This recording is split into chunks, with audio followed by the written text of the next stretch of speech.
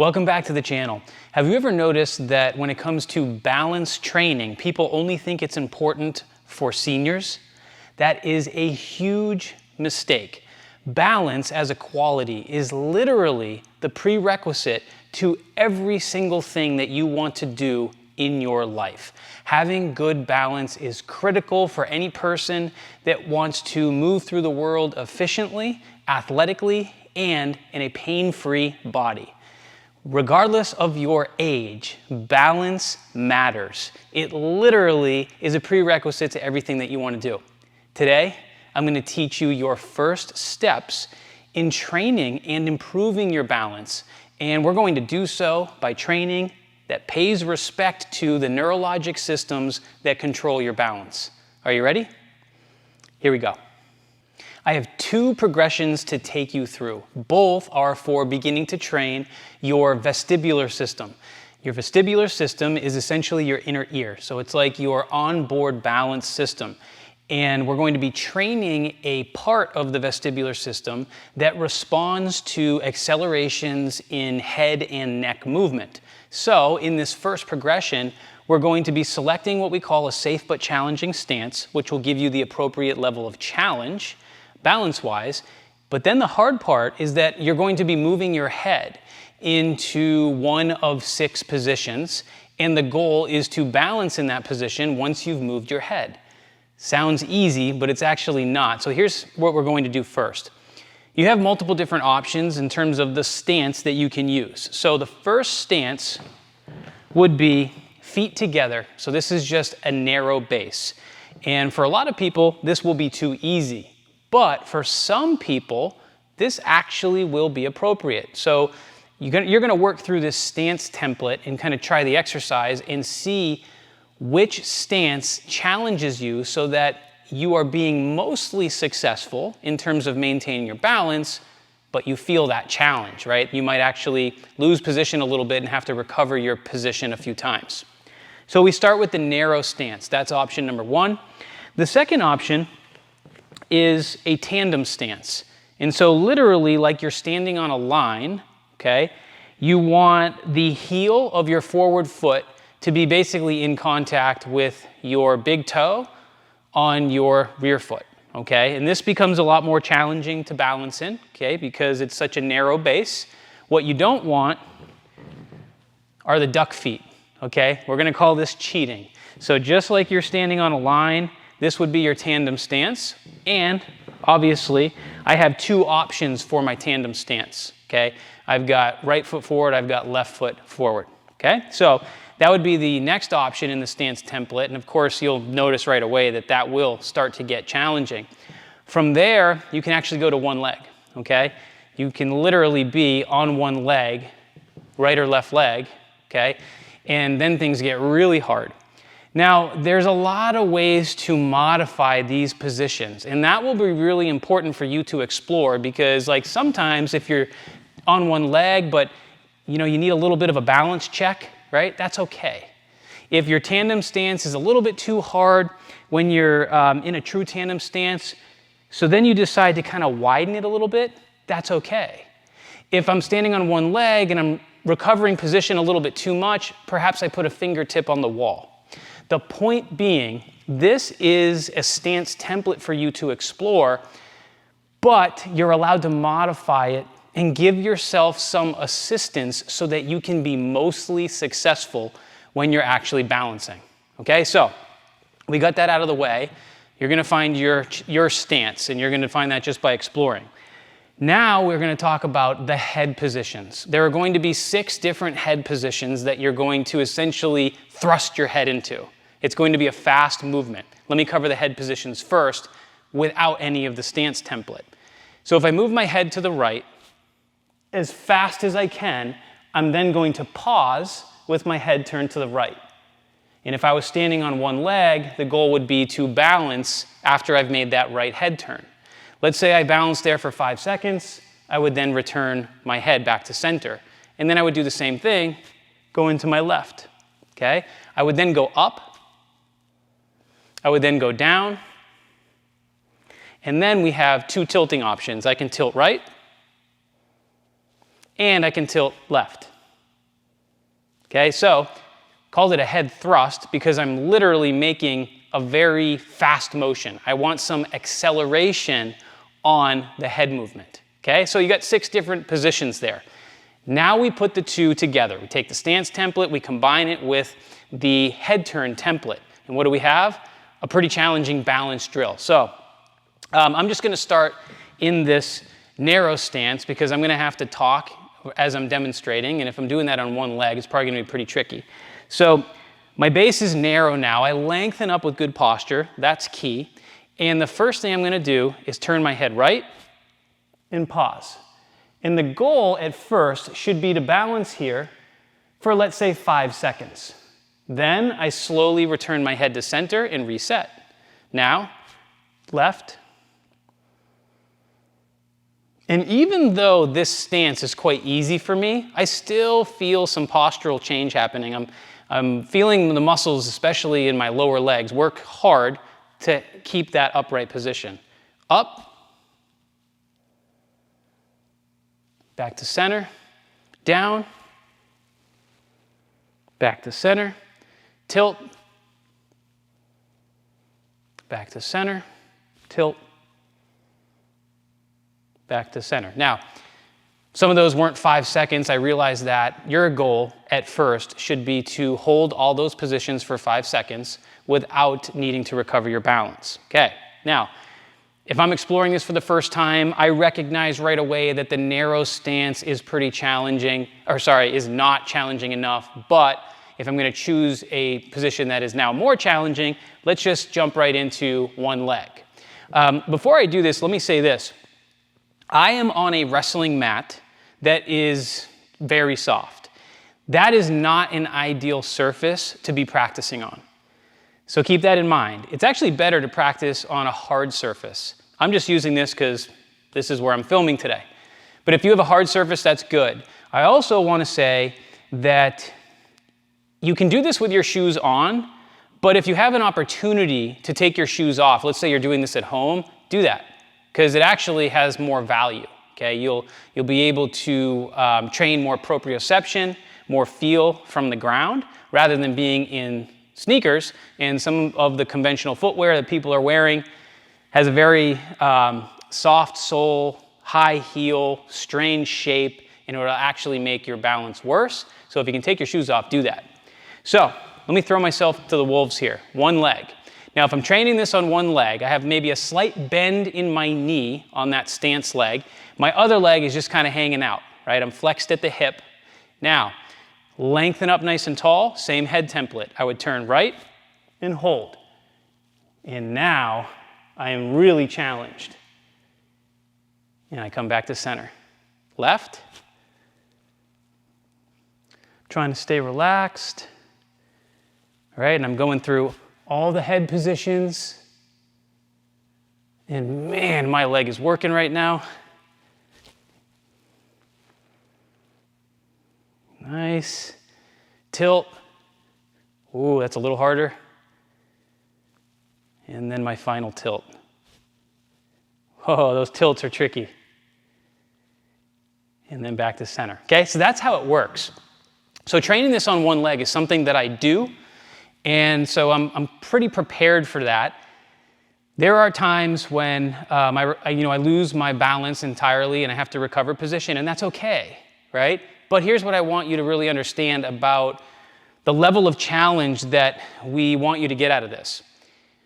If it's so easy that you're winning every single time, you probably want to increase the challenge. So, but actually, let me now say, if you're falling out of position and finding that you need to recover your position more than you are actually having success, that means you should regress this. So I don't care if you make mistakes, and I don't care if you need to recover your position. I just want you winning more than losing. That's really important. If you find that you are needing to recover your position too much, then just get creative and figure out ways to modify this for yourself, whether it's a fingertip on the wall, little kickstand touch on the ground, or just simply regressing yourself on the stance template to a place where now you can be most successful. Okay, so this is the first progression. Now, as you go through this and you have some fun with it, there's another layer that you can add once you get good at this variation. You can actually close your eyes. Once you remove visual information, this gets very challenging, okay? So watch, because I did pretty well on one leg. Watch what happens when I close my eyes, especially on this surface. It's gonna get way harder. So let's say I'm very comfortable with where I am on that stance template. I'm ready for the next challenge.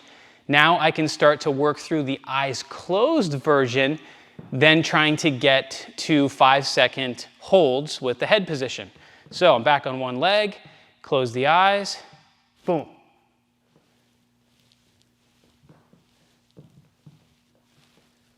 Okay, much harder, right? Need a little touch. That's okay, right? And I would work through those 6 head positions. Left, up, down, and then tilt right and tilt left. That's the next level, okay? And that's typically where I do most of my practice. Usually with those 5-second holds, I'll find that I have to recover my position once or twice during each head position. Then I get a little bit better, and then I can stick some of them, and I don't need to recover. It's a little bit of a in-the-moment process that you work through, and it's playful, right? Just have fun with it. And again, give yourself the freedom to make any adjustments that you need in terms of regressing or progressing the entire process so that you can just always be challenging yourself. All right, here is the second part of the progression, and this will actually go a lot faster because you're already now familiar with establishing your safe but challenging stance, and you're familiar with the head positions. So we're going to be using both of those things. The only difference is now, instead of making one head movement and holding it, we're going to be making back and forth motions, either right and left, up and down, or tilting right and left while in a challenging position. Okay, so this is really challenging. I mean, it's tough. The first variation kind of allows you to gather yourself and stabilize. This one isn't so forgiving because your head is constantly in motion. And the goal is to keep your head constantly in motion. There really should not be any pausing. Okay, so let me start with our first part of the progression with the narrow stance, just to kind of show you what we're trying to achieve here. So I lengthen up nice and tall, and now I move my head right and left. And you can see how I'm not pausing. Okay, and even doing this, I feel the postural changes that are happening, right? I'm still a little bit challenged. This is not where I would choose to train. I'm probably going to go back to doing this on one leg because that seems to be a good place for me within the stance template. But you get the idea. So now I would lengthen up and go up and down with my head motions. Again, no pausing, keeping it nice and fluid. Okay, and then of course I have my tilts. So I'm tilting right and left. And actually this is still a little bit more challenging for me than the other positions. So I'm actually kind of learning that out of both of these progressions, the right and left tilts seem to be where I have the most difficulty. So that's how this works, and this one goes faster because you're combining head movements, okay? So now you find that part of the template where you're challenged. Okay, here's my single leg stance, and I'm going back and forth. Trying to stay relaxed. I feel tension building, then I try to dismantle it. Keep my breathing going. You get the idea. Up and down. Okay, and then of course, tilting. Ooh, these are tough. Okay, tons of work on that stance leg. My foot's on fire, my calf is on fire. It's tough. So you get the idea of how this works, and you would choose your stance and you would work through the different head movements, trying to move your head pretty quickly. And the goal really should be, I would say, start with 10 head movements, okay? We call these head saccades. And so you would turn your head 10 times and you would try to get 10 good reps in terms of those head movements with each of the combination movements, right and left, up and down, and tilting right and left. All right, so now you've worked through that, and I'm sure you found that it is pretty challenging. The next layer, you have probably guessed, is to close your eyes. Now, I do this on one leg, but it's really challenging. I'll often fall out of position, have to recover. I do spend some time practicing on that one leg, but I would likely have to regress it a little bit to get the most out of the drill. So that's what I'm gonna do. So I'm gonna go into a tandem stance, and I think I'll just widen that tandem stance just a little bit, just to give me a little bit wider base of support, okay? Now I would close my eyes, and I'd start working through my head saccades. Tough, okay? With the goal, again, of getting at least 10 head movements. And I would then come back to center, reset. If you need to open your eyes in between movements, that's perfectly fine. Get back into position, then you would close your eyes. You would do the up and down head motions, reset, close your eyes, and then you would do the tilting right and the left. So that added layer is kind of just that next part of the progression, and it's tough. It's really tough. So this is how it all goes. It starts with your eyes opened with both progressions, and then you work through it, see where you're at in terms of the stance, and then when you feel ready, or just throw yourself to the wolves right away, there's nothing wrong with that, close your eyes and try that second layer because it just makes things really challenging. All right, that's it for this two-part progression on helping you to train and improve your balance. And remember, the number one takeaway from the very beginning is that training your balance is not just for seniors. It is not a good plan to wait until you are a senior to train your balance, okay? It is never too late, I promise you that, but don't wait because balance is a prerequisite to every single thing that you want to do in life. So, try out this progression, start to utilize it. I think you'll be really, really surprised in just how challenging it can be, but you'll also be surprised with how much progress you can make in a short amount of time with very targeted training like this. Remember at the beginning of this video, I said that we're going to train your balance system and respect the neurologic systems that control it. This is a way to begin training your vestibular system. And your vestibular system is the key system that we want to target when we are training balance. Balance itself as a quality is a very, very misunderstood one. What you see is that people think that stability training is balance training, and it's not. Stability and balance are actually two separate things, two separate qualities that we train differently. They do have some overlap, there's no doubt about it. But if you truly want to train your balance, you have to move your head, your neck, and your eyes. And what you see with more traditional balance training is that it's actually more stability training because it doesn't meet that criteria. There's no movement of the head, neck, or eyes. So that's why we're moving your head, neck, and eyes with this progression because that's what really stimulates and activates your vestibular system. So, a little bit on the neuroanatomy, because if you're here, you want to know about that. If you like this content and you want to see more stuff like this, then certainly reach out to me in the comments and let me know what you would like. If you like this video, please give it a thumbs up. If you haven't done so already, then definitely subscribe to the channel because there's a lot more to come. Finally, if you like this idea of looking at training through a very neurocentric lens, then you definitely want to check out my podcast. And I have a podcast on the vestibular system, and I'll make sure to include that link in the description below this video. That's it for today. Thank you guys for your support, and we'll see you soon.